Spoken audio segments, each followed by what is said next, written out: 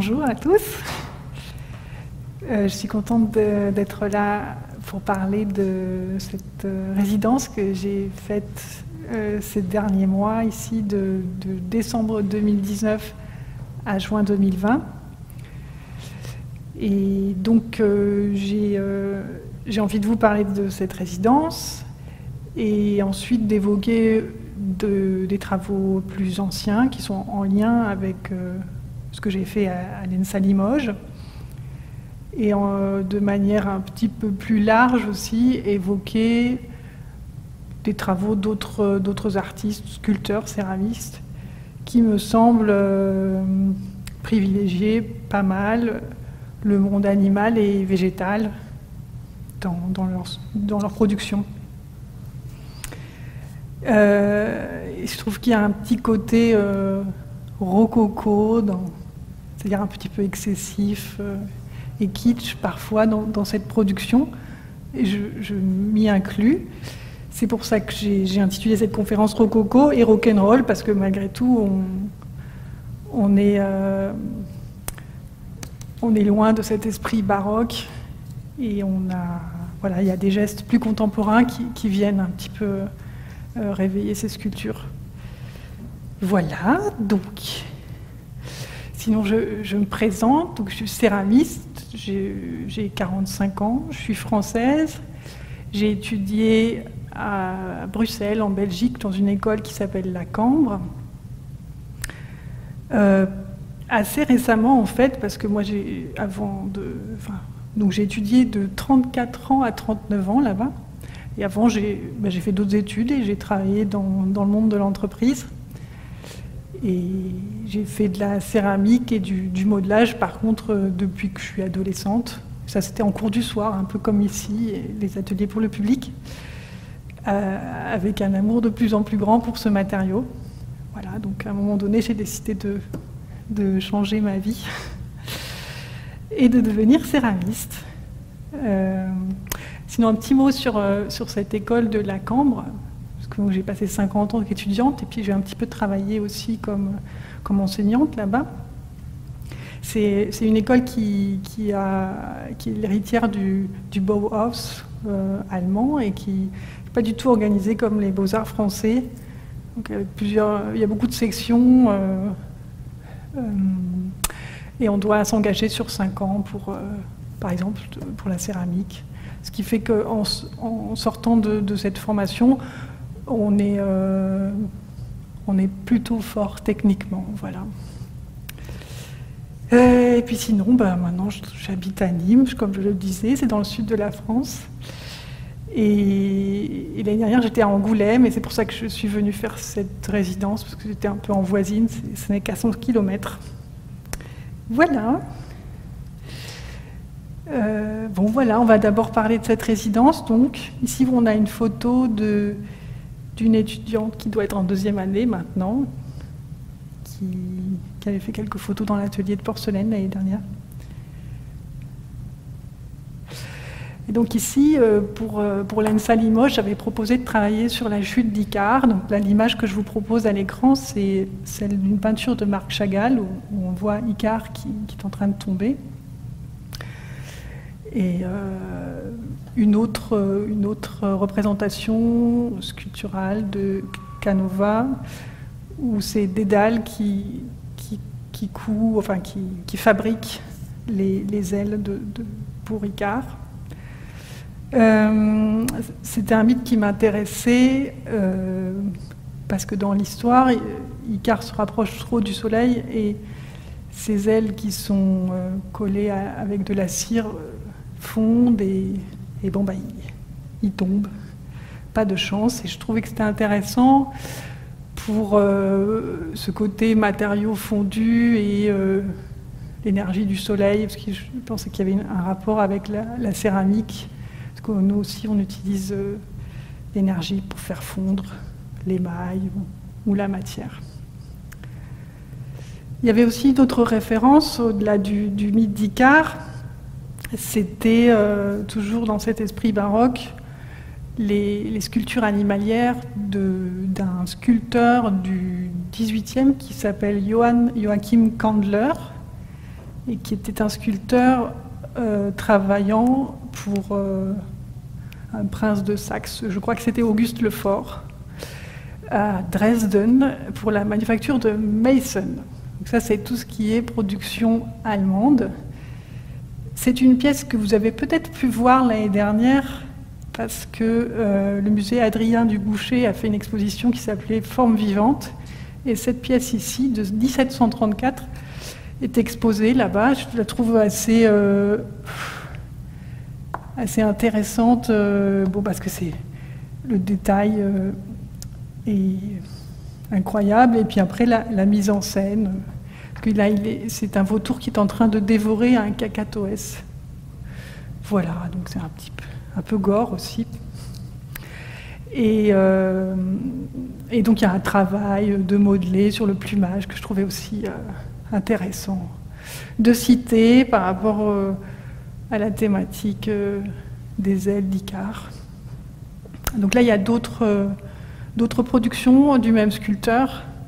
On dirait des sculpteurs, mais il y avait sans doute beaucoup d'assistants derrière. Hein. Pas tout seul, donc un vautour, des perroquets.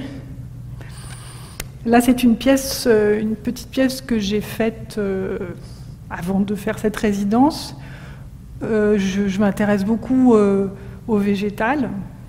Et c'est une pièce qui a une forme de navette, un petit peu d'amande, et que je trouvais un peu intermédiaire entre le végétal et puis éventuellement un animal rampant. Enfin, voilà, donc.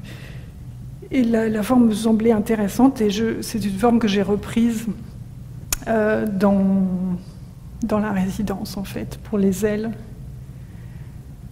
Avec, si vous voulez, la feuille et la plume se confondent. Et puis ça, c'est un travail un peu plus ancien qui s'appelle Surtout pas d'amour. Surtout, autrefois, c'était une décoration centrale pour les banquets des princes, voilà, pour égayer les tables des gens puissants. Et il y a eu beaucoup de céramiques qui ont été mises sur la table, en centre de table, en surtout. Et là, alors là, j'ai fait un peu, c'est toujours un petit peu un clin d'œil, parce que des palmiers, et puis on retrouve le cacatoès, le perruche et perroquet que vous avez déjà vu un petit peu au XVIIIe siècle. Donc voilà, c'est surtout avec beaucoup un travail sur l'émail, la recherche des couleurs.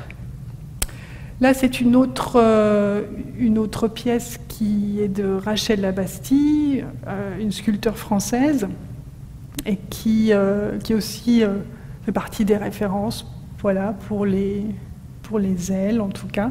Là, c'est du modelage en grès, et c'est plutôt très dans le mimétisme, en fait. On sait ce que c'est, des ailes. Autre chose, la victoire de Samothrace.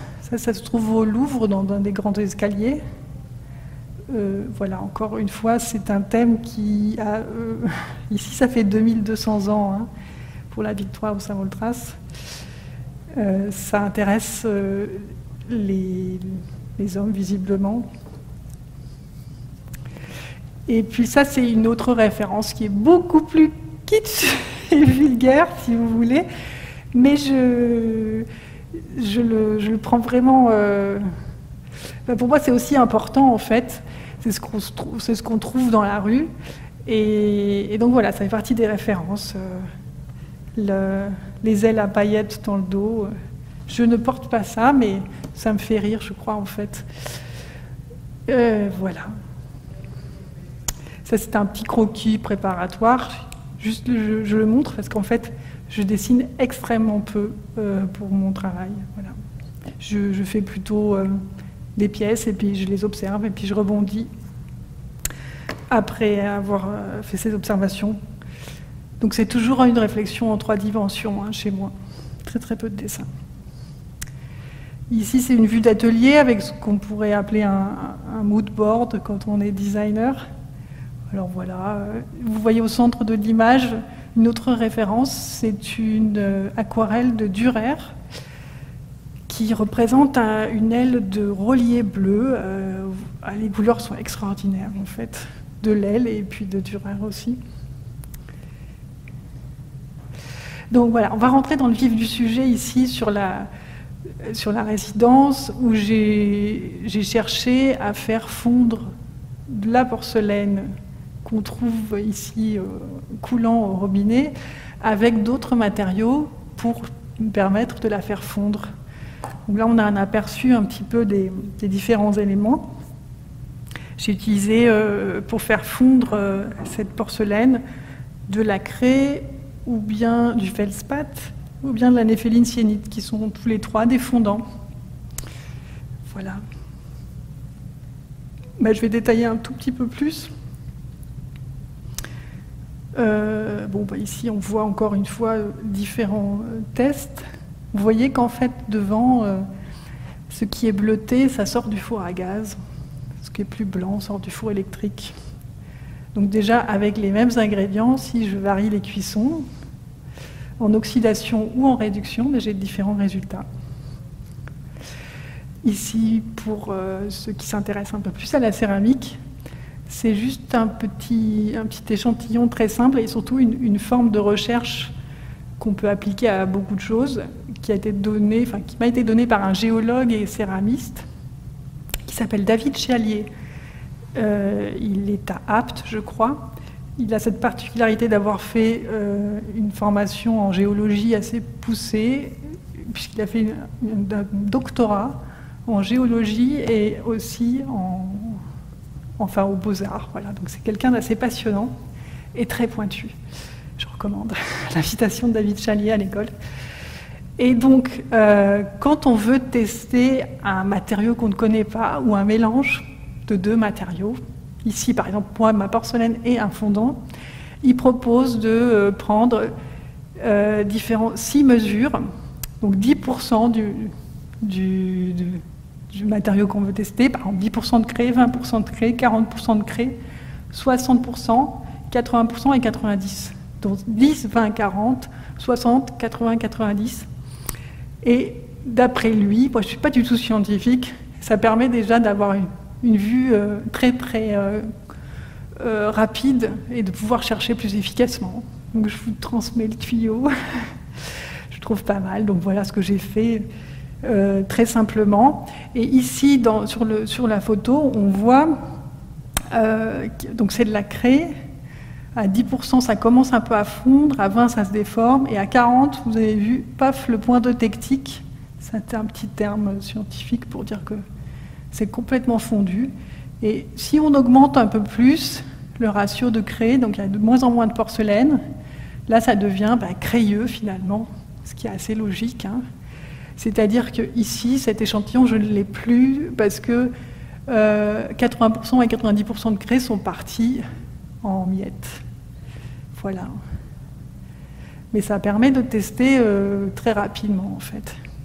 Et ensuite, tout simplement, j'ai zoomé sur la partie que je trouvais intéressante entre 10 et 40%, même un petit peu moins après, en resserrant.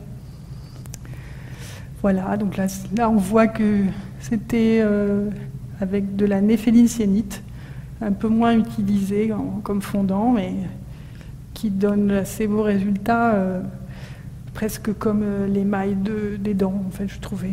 Mais c'était très cassant. Voilà, d'autres émaux. Donc c'est ce dont je parlais, là, sur le côté cassant de la néphéline syénite. Je l'ai limité, en fait, parce qu'il était... la pièce a ensuite cassé au fil du temps. Ça se fendait un peu, tout seul. Voilà, donc là avec la craie, vous avez vu que j'avais resserré le pourcentage entre 22,5% et 17,5%, en essayant d'avoir un dégradé, qu'on voit un peu plus sur l'autre pièce. Voilà, parce qu'à 25%, mes petites plumes, si vous voulez, commencent vraiment à fondre, un peu comme la glace au soleil, ce que je cherchais au départ. Ici, c'est au gaz, avec donc cuisson au gaz de l'ENSA Limoges, dans le grand four, qu'ils ont, je crois, reçu l'année dernière. Et donc, c'est encore un four, une cuisson de rodage. Voilà. Je n'ai jamais eu ce même résultat par la suite. C'est toujours très, très variable. J'espère que ça va se stabiliser. Donc là, j'avais un petit peu... Enfin bon, je me suis un peu trompée, c'est trop fort, avec trop de craie. Et là également, voilà. Même si après, je trouvais que la matière était intéressante, la forme ne permettait pas de la garder sereinement, et ça, vous avez vu que ça coulait sur les plaques. Voilà, après, j'ai repris, je voulais travailler un peu plus, avec des pièces un peu plus grandes que dans mon atelier. Donc là, ici, je pense qu'elle fait entre 70 et 80 cm de long, cette forme de navette, où je reprenais celle que je vous avais montrée, forme d'amande, un peu allongée comme ça, que j'allais recouvrir de plumes. Là, on voit j'ai beaucoup de moules avec, si vous voulez, des différents modules qui sont en forme d'amande avec une nervure centrale qui ne correspond pas du tout à une plume, mais qui correspond plus à une feuille. Bon, voilà, d'où l'ambiguïté. Et donc, il en faut beaucoup. Et après, c'est avec un assemblage à la barbotine vinaigrée, travail un petit peu long, comme ça, pour recouvrir le corps, suivant un rythme que je décidais. Donc, au départ, je suis allée en symétrie. Voilà, je crois que j'étais très contente des chaussettes oranges, donc j'ai décidé de les prendre en photo. Ça vous permet aussi de voir la taille. Et voilà, là c'est encore une fois Gladys, l'étudiante qui a pris quelques photos du travail dans l'atelier de porcelaine. Alors ça, c'était après, quand l'école a réouvert en juin dernier, un petit peu, j'ai pu avoir quelques résultats. Et donc là, on voit différentes pièces avec différents blancs. Donc si on part de la gauche, c'est une pièce toute simple, mais cuite à basse température, à 1250. Après, c'est une pièce avec de la craie qui est cuite un peu plus haut dans le four à gaz. La même chose, mais dans le four électrique. Et puis des pièces plus simples, émaillées ou non émaillées, à la cuisson électrique ou à la cuisson au gaz. Donc là, c'est celle que, au final, c'était à peu près, disons, c'était pas forcément ça que je voulais, mais voilà, là, c'était l'aile fondue. Pour être assez honnête, je n'étais pas très contente de ce résultat. Je ne trouvais pas que ça... C'était pas ce que je cherchais. J'avais l'impression d'avoir fait un cornet de glace. Et donc, voilà, j'ai pas forcément cherché à continuer sur cette piste-là. Et ici, on peut observer quelque chose, et la pointe est noircie. Donc ça, j'ai découvert ici que quand on sèche trop vite ces pièces, il y a du carbone qui va migrer au bout de ces petites pointes et noircir, ce que je trouvais assez intéressant. Je n'ai pas exploité spécialement, je n'ai pas eu le temps. Et quand il a fallu finir cette résidence, je suis revenue au mois de juin quelques fois. J'ai vraiment opté pour la simplicité en évacuant le travail de matière et de fonte avec la craie, en restant juste sur la rythmique du plumage sur les corps. Voilà. Que j'ai fait en essayant de profiter aussi de ces grands fours. Quelques pièces qu'on voit ici au défournement. Je trouve que cette photo est intéressante parce que là, contrairement aux pièces que je vous ai montrées précédemment, ici, il y a une volute Donc c'est ce en quoi ça rejoint peut-être le côté un peu baroque dans ce mouvement en fait. On monte et puis on tourne vers la gauche ou vers la droite. Donc ça donne ça, hein, 6 pièces. Aucune n'est pareille. Je n'y arrivais pas en fait. Techniquement c'est hyper difficile et puis en plus j'avais envie de travailler dans une idée de un peu comme quand on fait dans le jazz autour d'un thème, des variations si vous voulez. Et donc là j'avais les notes de musique, c'est les différentes tailles de plumes, de la plus grande à la plus petite. Et le thème c'est de partir du bas et puis d'aller vers le haut en tournant et ensuite improviser un petit peu comme ça. Voilà, donc c'est pour ça que je trouve quelque chose d'assez musical dans ce travail. En tout cas, c'est comme ça que je l'ai pensé, avec un rythme en fait.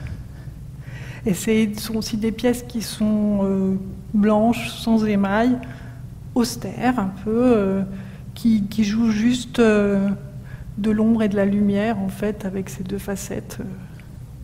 Voilà. Donc assez simple. Donc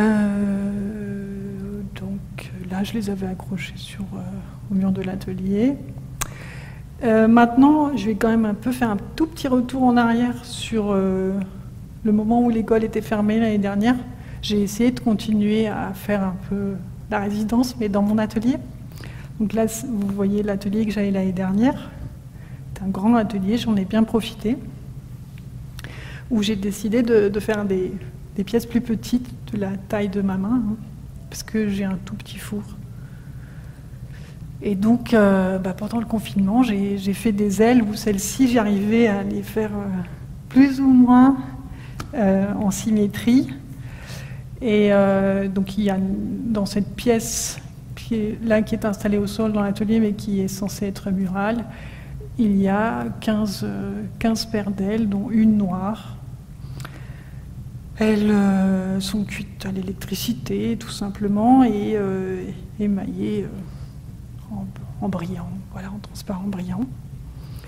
Pareil, là, je pense que j'ai fait, pour reprendre cette comparaison avec la musique, mes gammes avec ces petites pièces, pour savoir comment ça se mettait en place et quels étaient les rythmes possibles.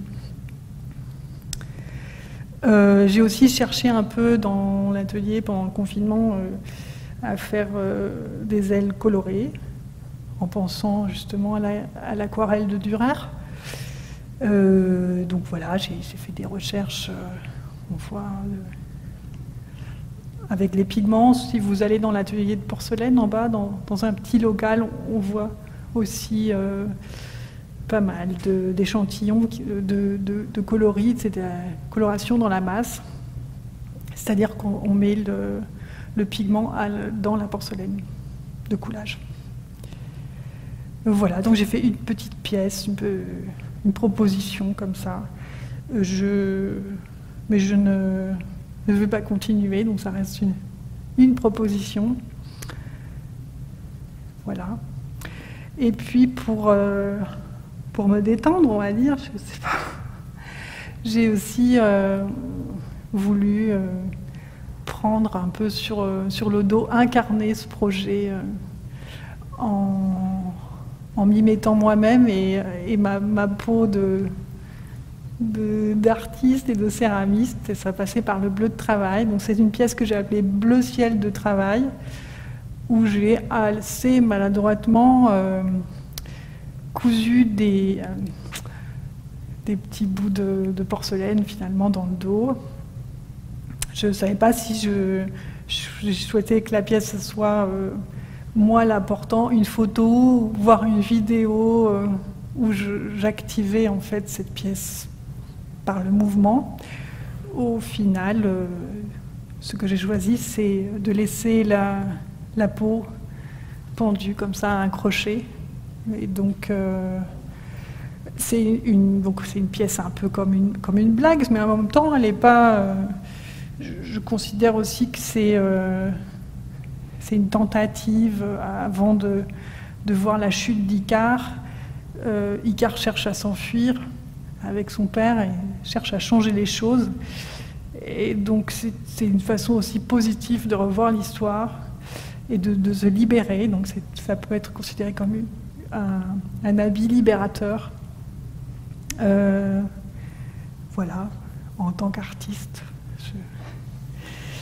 j'ai proposé cette pièce. Et puis, je voulais aussi reparler des références. Ici, vous voyez une image du film documentaire de Claudio Pacienza.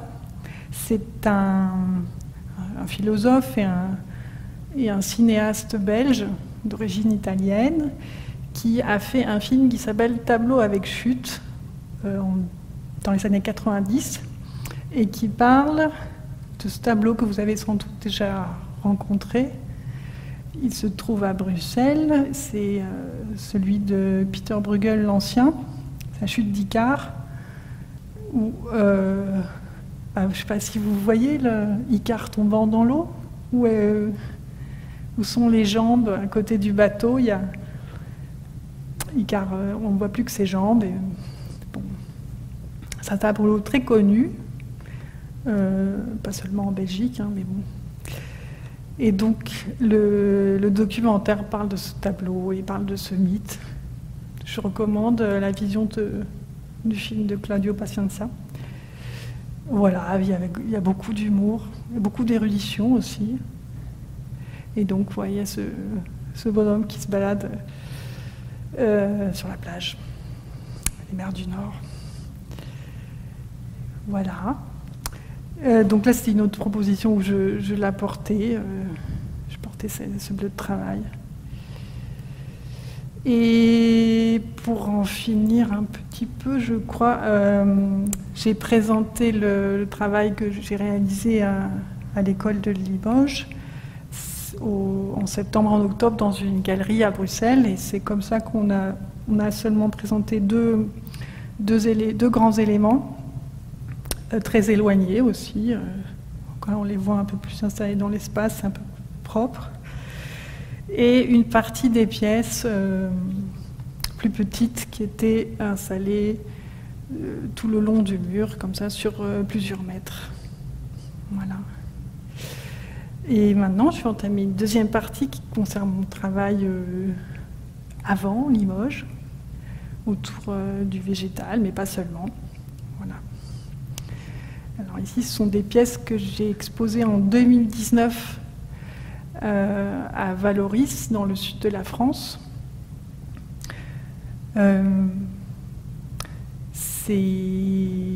Voilà, ce sont des pièces qu'on accroche au mur et que je ne sais pas trop quoi dire dessus. Tiens. Bon, bref, je passe à autre chose. Oui, voilà. Les références, eh bien, c'est encore une fois des références avec de la céramique historique. Parce que là, on voit une guirlande de Luca della Robbia, sa céramique italienne du début du XVIe siècle, où je me suis inspirée des frises, hein, avec des citrons, des poires, plein de feuilles comme ça. C'est en fait assez joyeux et souvent le sujet central est biblique. Il y a aussi une autre référence, ça vous allez peut-être reconnaître Bernard Palissy, pareil, XVIe siècle. C'est moins joyeux que Luca della Robbia, hein. Je préfère l'Italie. Et une autre référence, c'est, je ne sais pas si vous voyez, si vous êtes joueur de jeux vidéo, mais ça c'est Sonic, un petit hérisson qui fait un jeu vidéo pas très malin, mais enfin, et je crois qu'il y a eu un film cet été là-dessus. Je n'ai pas forcément joué à ce jeu, mais il y a un côté un petit peu hérisson, enfin voilà. On me l'a fait remarquer, ça. Et donc ces pièces-là, je les ai appelées soniques, supersoniques, pour rigoler un peu, à cause de ce hérisson. Voilà. Ça, ce sont des mini-pièces que j'ai appelées les émeraudes du chaos. Et c'est Sonic, le hérisson, doit éviter les émeraudes du chaos, sinon il meurt. Bon, voilà.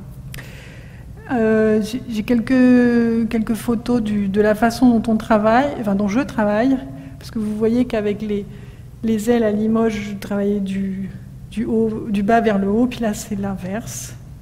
Et donc ici c'est du modelage du bout des doigts, hein, pouce index, ce qu'on appelle du pinching aussi en anglais. Voilà, donc c'est assez long, hein. C'est contemplatif comme travail. Et donc, comme je disais, je voulais élargir et pas parler seulement de ce que je fais en céramique, mais d'une tendance plus globale. Alors ici, vous voyez le travail de Johan Crethen, qui est un artiste qui est né en Belgique, en Flandre, mais qui est plutôt connu en France. Et ici, c'est un buste qu'il a fait à la Manufacture de Sèvres, à côté de Paris. Et on voit un peu ce modelage aussi du bout des doigts, hein, de pinching, et ce qui fait beaucoup référence à la sculpture, puisque c'est un torse, qui s'appelle Odore di Femina, et qui fait référence aussi aux fleurs, sachant qu'à la Manufacture de Sèvres, une des spécialités, ce sont les roses que l'on modèle, pareil, entre le pouce et l'index. Voilà, et puis l'utilisation de l'or, enfin tout ça, je trouve ça très très rococo et très beau aussi. Donc voilà pour Johan Crethen. Il y a une autre pièce de lui, une pièce murale qui s'appelle Wallflowers. Et puis là, ici, je montre une photo avec différentes sculptures, dont celle de l'homme qui a cette chose dégoulinante sur lui, avec de l'or. Voilà. Je crois que le titre est anglais. Il parle des strange fruits. Ouais, donc Johan Crethen. Et donc voilà, vous voyez l'artiste là. Je crois qu'il est assez drôle. Et lui, il aime bien parler de l'émail comme étant la peau de la pièce. Et voilà, donc je voulais citer, hein, cette matière est magique parce qu'elle touche au feu, elle touche à une sorte de magie, de la métamorphose par le feu, et en ce sens, elle devient une vraie peau que tu ne contrôles pas complètement, donc une vraie peau, une excroissance presque sur la sculpture. Voilà. Donc c'est vraiment quelqu'un qui a beaucoup travaillé avec la Manufacture de Sèvres et cherché énormément des mots sur le grès notamment. Et qui bosse depuis les années 90 sur la céramique et a fait beaucoup pour la faire découvrir dans le milieu de l'art contemporain. Ici, c'est encore, vous allez voir, j'ai beaucoup de références qui sont liées à la Belgique. Donc là, c'est une artiste belge de Flandre, donc elle parle néerlandais, qui s'appelle Tamara Van San. Et je trouvais aussi que dans son modelage et dans ses couleurs, il y avait quelque chose de très baroque comme ça. Et encore un autre artiste de Flandre qui s'appelle Yves Malfit, qui lui utilise plus les petites figurines, je crois qu'il les récupère. Et au 18e, on aimait bien faire des figurines, différents personnages comme ça. Donc là, c'est une réinterprétation avec des excroissances et de l'or. Tout ce que l'esprit rocaille aime. Là, on revient à ce que je fais moi sur le végétal. Après les soniques et supersoniques, j'ai fait des supernatures, c'est-à-dire des pièces qui sont toujours murales et qui travaillent sur la verticalité, la mise en espace et et la longueur, en fait, puisque certaines pièces font 3 mètres de long. Voilà. Donc ça me permettait d'avoir aussi une installation assez conséquente dans l'espace. Et donc, on a un ressenti physique des pièces et de l'émail, ce que je trouvais intéressant. Voilà, quelques images de biais. Ici, vous voyez, ce sont à chaque fois des raccords, mais ça, je vais en parler. Et puis ensuite, je passe beaucoup de temps à façonner ces pièces, bien sûr, à la main, puis aussi à les émailler. Vraiment beaucoup, beaucoup de temps. Parce qu'il y a plusieurs couches. Je cuis, et je recuis, et je re-recuis. Voilà, donc après, l'inspiration, forcément, c'est celle de la nature, des couleurs, hein, vous voyez. Ici, on voit, ce qui est difficile, c'est effectivement, mais ça vous le savez si vous faites de la céramique, que quand on émaille, on ne se doute pas du tout de ce qui va arriver, donc il faut beaucoup tester.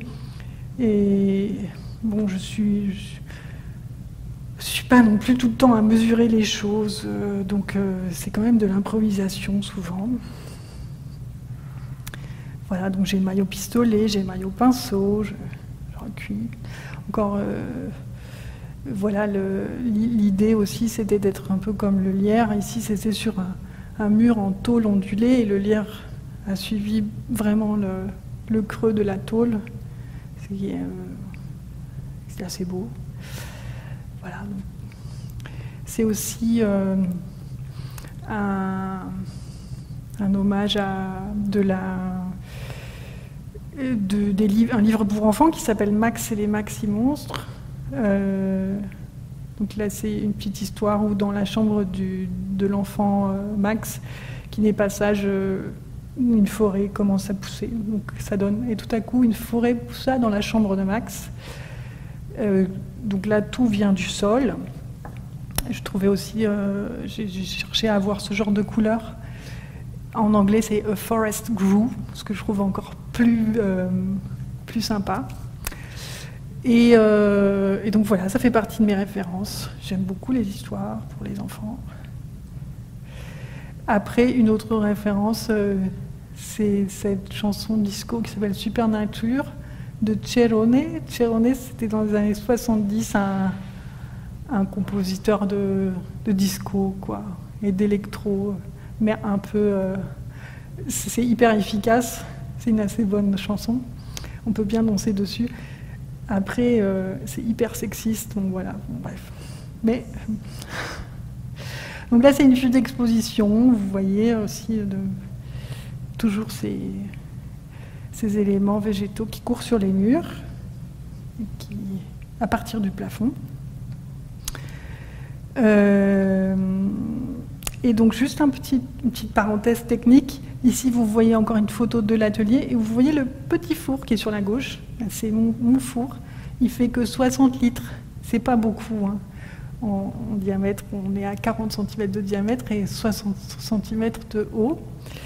On ne peut pas faire grand-chose. Il faut imaginer voilà, différentes possibilités. Donc là, je travaille par module. Et si on voit une supernature, ça se compose de tous ces éléments qui s'emboîtent les uns dans les autres. Au final, cette contrainte, elle n'est pas plus mal, parce qu'en même temps, la Terre, comme elle va bouger beaucoup en cuisant. Ici, j'arrive à contrôler les choses un petit peu mieux. Je ne pourrais pas faire une pièce de 3 mètres de long, même avec un four à la bonne taille. Je pense que ça ne serait pas aussi rectiligne. Alors, voilà, là, je vous présente un travail d'un autre artiste autrichien qui s'appelle Elmer Trenkwalder et qui lui aussi travaille par module.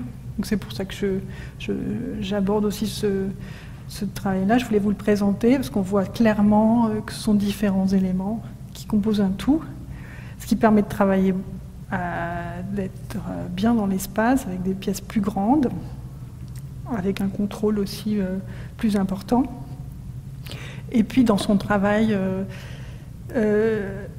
il y a quand même un lien avec, bien sûr, le végétal. Donc je voulais vous le présenter. toutes les sculptures de Elmar Trankwalder s'appellent WVZ et sont numérotées, numéro 1, 2, 3. Donc voilà, donc, encore une WVZ d'Elmar Trankwalder. C'est vraiment très grand, hein, les pièces font plus de 2 mètres de haut. Hein.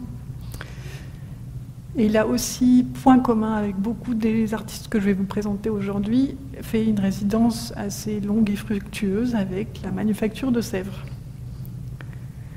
Voilà. Alors je vous cite une petite phrase que moi je trouve, qui m'aide et qui résonne, parce que peut-être je ne la comprends pas tout à fait. Il considère l'ornement comme une dimension essentielle de l'architecture du vivant. Voilà, donc pour moi ça me parle et ça me fait réfléchir et travailler. Une autre proposition. Alors là, il faut que je regarde parce qu'il s'agit d'un japonais, Katsuyo Aoki. Donc voilà, sur quelque chose en porcelaine, dans cet esprit rococo également, je trouve. Alors là, c'est un peu une digression sur l'ornement aussi, que j'ai faite l'année dernière, et l'intégration de la céramique dans l'espace, dans les coins. Voilà. Après, pareil, par rapport à ces supernatures, j'ai aussi voulu attaquer le plafond, donc il y a quelques pièces qui s'accrochent au plafond. Très difficile de trouver un endroit où installer ça, à part dans mon atelier. Donc pour l'instant, c'est resté comme ça, une photo et une présentation à l'intérieur de l'atelier.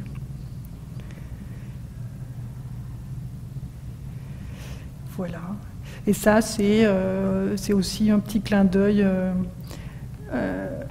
au 18e, parce que par exemple, là, c'est la photo d'un plafond, d'une pièce de la salle de porcelaine d'un palais au Portugal, à Lisbonne. Puis il y a la même chose à Charlottenburg aussi, un autre château à Berlin. Donc au 18e, on aimait bien collectionner la céramique chinoise, justement, le blanc-bleu chinois. C'est une vraie passion princière. Et apparemment, les princes dépensaient beaucoup d'argent pour ces collections. Et c'est too much, j'adore. Donc voilà, c'est un peu ça l'idée, envahir l'espace, y compris au plafond. Donc il y a d'autres artistes qui travaillent dans l'espace et qui s'accrochent au mur. Alors ici, c'est le travail d'une jeune artiste française, mais qui fait sa carrière en Belgique, qui s'appelle Sixtine Jacquard, et qui l'a accroché suite à une résidence au centre Keramis, spécialisé dans la céramique, une installation ça, je sais pas, je crois que ça fait 8 mètres de haut, avec du cordage et des éléments de porcelaine. Donc preuve que la céramique peut avoir des dimensions monumentales. Il suffit d'être un peu malin aussi, donc on voit voilà, ces éléments qui sont en porcelaine. Son cordage. Puis là, c'est une autre intervention aussi dans ce musée qui est une ancienne manufacture autour des piliers. Enfin, c'est une réflexion très intelligente autour de l'architecture et je trouve comme un bijou d'architecture. Toujours de Sixtine Jacquard, qui s'appelait Cloche-Plier. Ici, je montre le travail d'une autre artiste, Julie Bartholdi, aussi, parce que c'est un travail qui s'assied, qui tient grâce à l'architecture et qui est en lien avec elle. Donc ça s'appelle Pipes de Julie Bartholdi. Et une autre qui aime bien visiblement les tuyaux, Chloé Jarry, qui s'appelle Tuyauté. Donc ce sont des pièces en grès, ou encore que je ne sais plus si c'est du grès ou de la faïence. Voilà. On pourrait se tromper. Et là, une autre jeune artiste qui s'appelle Marion Verbaume, une Française qui vit à Paris et qui aussi fait d'assez grandes pièces et du modulaire, voilà, qui peut se superposer. Et toujours, je remets Elmar Trenkwelder et la WVZ numéro parce que, bien sûr, c'est en lien avec l'architecture et la monumentalité.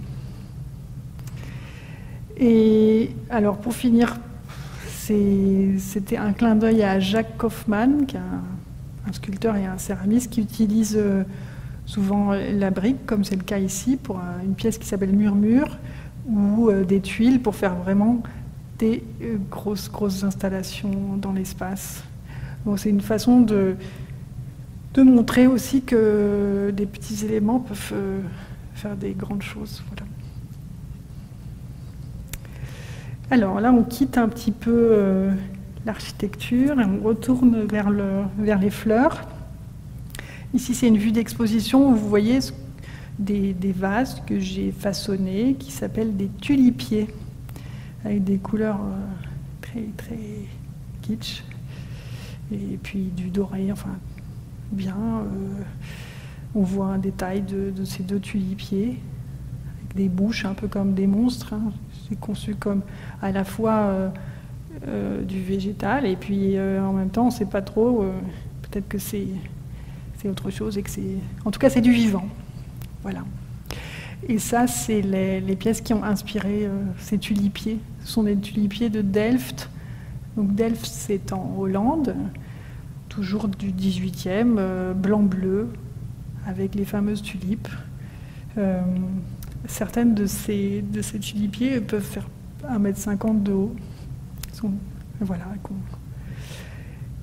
Donc, avec des tas de petites bouches pour mettre les plantes et les fleurs. Et donc, je ne suis pas la seule à m'intéresser aux fleurs et au végétal. Donc là, je vous présente un travail assez imposant de Anne Wenzel, une artiste allemande qui vit en Hollande et qui aime bien travailler sur les fleurs et tout ce qui dégouline comme ça. Donc là, ça s'appelle Attempted Décadence. Et voilà, alors une autre proposition sur les bustes et des interventions avec des bonds de peinture qu'on projette sur le mur de Anne Wenzel.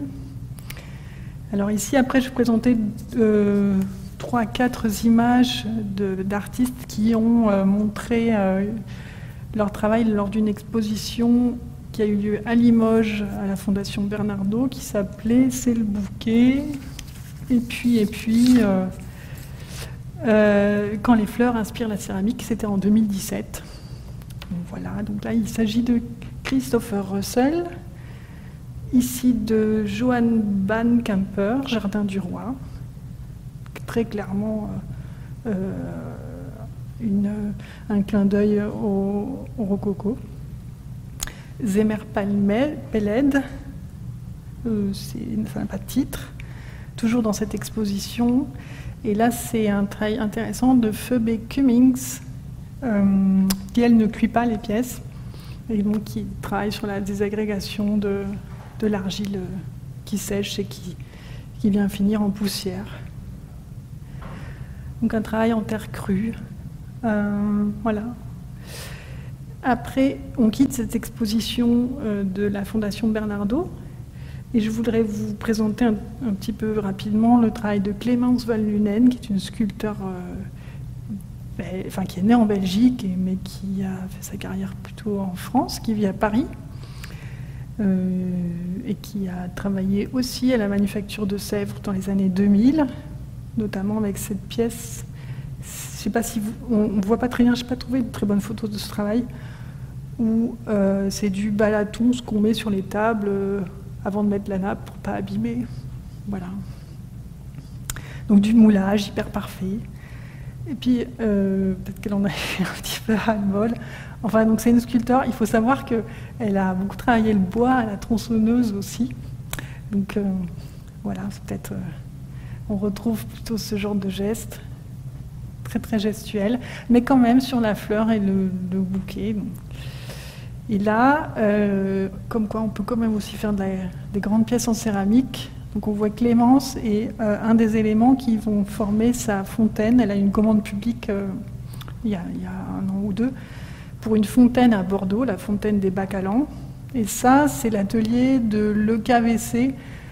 Ça s'appelle Sunday Morning maintenant, et c'est à Hertogenbosch, Bois-le-Duc en français, en Hollande.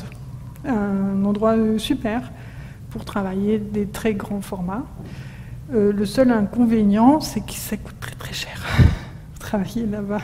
Donc il faut avoir une aide de son pays, ou enfin une bourse, quoi. Voilà. Ou comme dans le cas de Clémence, ça faisait partie sans doute de son budget pour faire la fontaine de commande publique. Donc voilà, on voit Clémence dans le fond, et un petit peu de son travail d'émaillage et de modelage. Et voilà la fontaine dans l'espace installé. Et ben là, on retourne à du tout petit. C'est une pièce que j'ai réalisée. Je vous avais déjà montré une photo un petit peu au début. Ça s'appelle Surtout pas d'amour.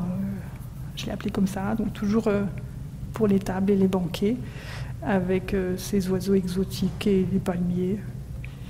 C'est très très kitsch. Voilà. Mais par contre, c'est un travail qui cherche à séduire beaucoup avec l'émail. Donc il y a beaucoup de superposition, il y a beaucoup de profondeur. J'aime bien les pierres précieuses, j'aime bien les regarder, on n'est pas beaucoup, hein, bien sûr. Mais c'était l'idée du jardin qu'on voit dans les émeraudes à l'intérieur. Il y a parfois ce qu'on appelle un jardin, donc cette espèce de profondeur. Voilà, donc du jardin d'émeraude. Et puis un peu de modelage très très maladroit par rapport à Candler, mais enfin, voilà, hop, le Kikato S. Ici, un petit clin d'œil sur une autre image de banquet autour de la table. C'est Audrey Balaquino, c'est une jeune artiste française qui travaille ce qu'elle appelle la barbotine italienne, et donc avec bien sûr revisité. Voilà, ça coule et ça dégouline avec des couleurs très très très très chaudes et pas mal d'humour. Voilà, Audrey Balaquino. Et on va quitter Audrey parce que je voudrais un petit peu dans cette partie-là plutôt aller du côté de l'animal. Et donc ici, c'est une façon de voir les pièces. Lorsque j'installe les pièces au mur, on voit parfois à hauteur d'œil la fin, et on dirait aussi des griffes, une part, des écailles, enfin pas forcément que du végétal. D'où l'ambiguïté que je trouve intéressante. Ici aussi, c'est une petite pièce que j'ai faite comme ça, qui évoque à la fois la queue de l'animal et le feuillage. Et donc, un peu quelques autres. Ça, c'est Bela Silva. C'est une artiste d'origine portugaise qui travaille, encore une fois, à Bruxelles, qui est inspirée par la nature et les animaux. Et qui, je voulais sortir une phrase d'elle, parce que je trouve que c'est assez juste. Nous vivons dans les arts appliqués, dans notre vie, on est souvent entouré par tout, voilà, l'utilitaire, des pièces en céramique, le bois, le métal. Et je n'ai pas montré, mais Bela Silva aussi fait des interventions, elle fait des pourtours de cheminée, donc elle est vraiment aussi dans des pièces qui habitent les maisons. Alors ça, c'est une pièce, encore une fois, de ce sculpteur allemand du XVIIIe, donc Candler, un petit chien, quoi. Parce qu'il y a quand même aussi beaucoup d'artistes qui font des sculptures animalières. Alors ici, par exemple, c'est Marina Le Gall, une jeune artiste française qui a fait les Beaux-Arts de Paris, sortie il n'y a pas très très longtemps, qui est peintre aussi, et qui fait pas mal de modelage d'animaux. Donc voilà, je vous ai montré aussi façon de un hérisson, de réinterpréter les sculptures de Candler. Alors là, vous devez peut-être connaître ce travail. C'est celui de Mylène Garcin, qui habite à Limoges, qui est sortie de l'ENSA Limoges. C'est une pièce qui a été exposée au Four des Cassots, qui se trouve le long de la rivière, et qui s'appelle Lendemain de sabbat. Et donc je trouvais aussi quelque chose, évidemment, avec les cornes, de très animal, comme ça. Et là, encore une fois, des animaux avec Colline Rosou et les Pégasinières. On a étudié ensemble, alors je connais bien son travail. Et voilà, toujours dans la série des animaux. Et ici, c'est un travail beaucoup plus fini, avec du moulage dans des gants en cuir qui sont réassemblés, fait par Caroline Andrin. Alors, Caroline Andrin, c'est une artiste franco-suisse qui travaille à Bruxelles et qui a été mon professeur à la Cambre, donc l'école d'art bruxelloise. Donc là, rien à voir avec le modelage de Colline Rosou, par exemple. Ça m'embête, ce truc. Parce que c'est ultra fin. C'est comme... Il n'y a pas du tout de toucher direct de la matière, hein, c'est du moulage. Mais donc on a un sacré bestiaire. Un travail superbe. Voilà, donc ça c'est pour Caroline Andrin, qui a aussi un travail en binôme avec Étienne Fleury, avec des assemblages. Donc il y a le corps d'une soupière et puis un peu d'autres éléments plus drôles, comme la forme de la bouée. Donc ça, c'est avec leur collectif qui s'appelle FAST. Et donc clairement, dans la soupière et dans les formes, je trouve qu'il y a quelque chose qui rappelle les volutes de l'esprit rocaille. Voilà. Ici, c'est encore une fois un boulot que j'ai proposé suite à une carte blanche proposée par le musée de la piscine à Roubaix. Roubaix, c'est dans le nord de la France. Et donc j'avais choisi ce tableau de Rémy Cogue, qui est des années 1880, qui s'appelle Combat de coq en Flandre. Grand tableau, assez saisissant. Et j'ai proposé une petite céramique funéraire pour les coqs. Voilà, alors c'est c'est super kitsch, quoi. J'ai repris les formes qu'on peut avoir dans les cimetières, mais c'est pour pleurer les coqs. Et ça s'appelle un galodrome, l'endroit où les coqs se battent. Je trouve ça très drôle. Voilà. Donc toujours un peu des fleurs et des cœurs et du kitsch. Voilà, encore une fois, le cœur revient. Ça, c'est un autre travail un peu plus ancien de 2016 qui s'appelle « L'amour vient quand il veut » et qui est une installation murale qui fait un peu plus d'1,50 m de côté, sur les deux côtés, avec du doré, des consoles d'applique murale. C'est en ça que je trouve que c'est avec ce travail-là que je suis arrivée à m'intéresser au rococo, en fait. Et puis des photophores, les pièces blanches sont en porcelaine, moulées et puis ajourées comme ça, si vous voulez. Et à la fin, quand on éteint un peu la lumière, il y a des petites loupiottes qui s'allument et c'est un petit peu pour rigoler. Hein, il y a plein d'insultes envers les mecs. Voilà, macho, du con, débile, etc. Voilà, ça s'appelle « L'amour vient quand il veut ». Et c'est là où j'ai commencé à faire du modelage de végétaux et de plantes.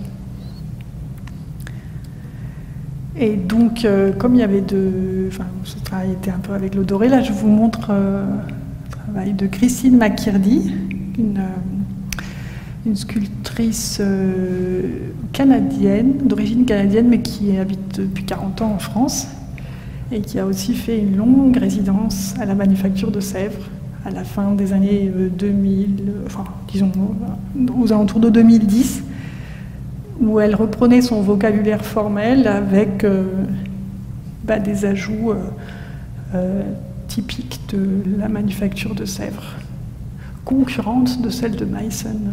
Voilà. Avec de l'or, ce qu'on appelle des chromos aussi.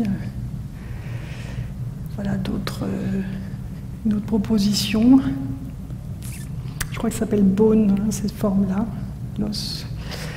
Et ce coffret nuage, donc elle a même travaillé avec l'atelier de sertissage. Donc c'est une résidence qui est intéressante parce que, enfin qui en tout cas pour moi je trouve intéressante parce qu'elle s'est emparée aussi de l'histoire de la manufacture. On le voit un peu mieux là. Voilà, donc ça c'est le travail de Christine McKirdy. Et puis on va quitter un petit peu le... Ça fait des bruits. Un petit peu le rococo. Je vais vous présenter un peu d'autres installations, sculptures que j'ai commises. Et donc ici c'est quelque chose que j'ai fait en 2018.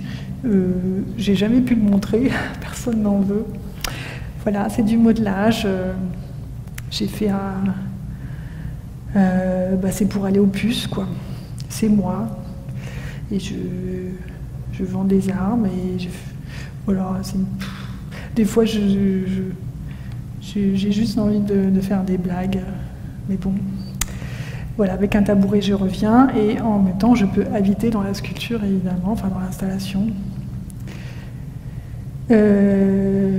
Voilà.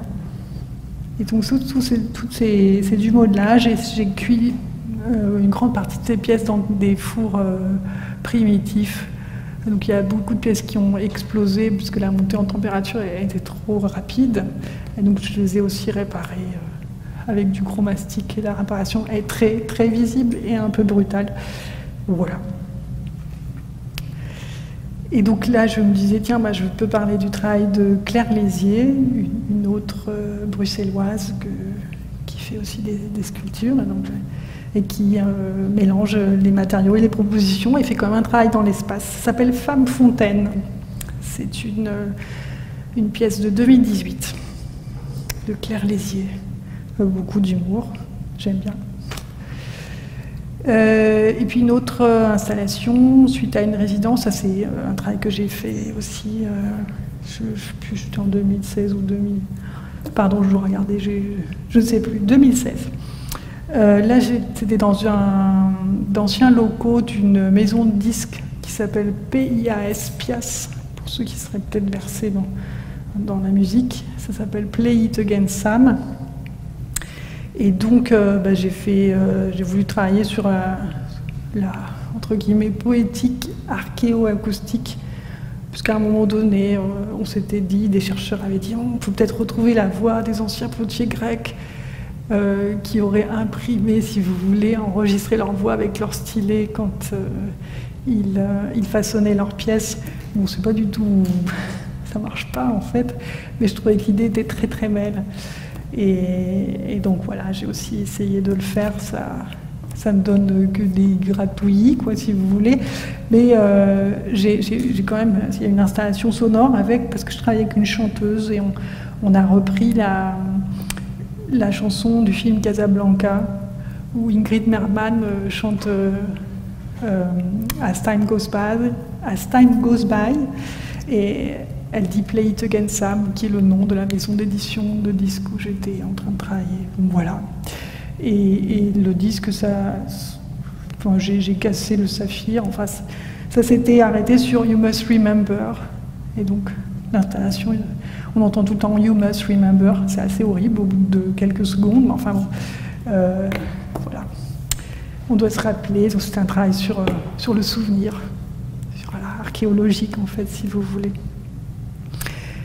Et puis un travail un peu plus ancien, de 2015 aussi. Le point commun, peut-être, c'est que j'ai cette volonté de m'inscrire un peu plus dans l'espace, d'être avec des petits modules qui mis bout à bout, forment des pièces un peu plus grandes. Voilà. Donc il s'agit d'une pièce murale, c'est une pièce, c'est un monument aux morts, en fait, si vous voulez, avec des photos des villageois d'une petite bourgade près de Bruxelles m'ont confié. Donc c'est aussi un clin d'œil à Boltanski, bien sûr.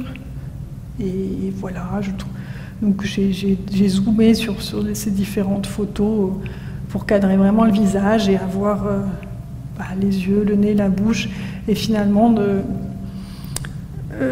d'avoir quelque chose de très commun à tout le monde, qu'on partage en fait ces différents éléments, qui fait que voilà, j'ai écrit « Je suis ta sœur, je suis ton frère, nous nous ressemblons et nous sommes déjà morts ».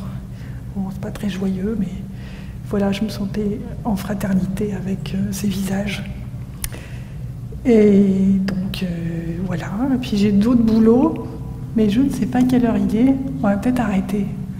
Parce que c'est des boulots plus anciens. Voilà, et ben en conclusion, je peux peut-être suggérer à l'école, à l'ENSA Limoges, de se procurer ce documentaire de Claudio Pacienza, qui s'appelait le Tableau avec chute, parce qu'il est vraiment très, très intéressant sur le regard. Et puis remercier pour cette résidence et l'invitation à la conférence. Voilà, merci.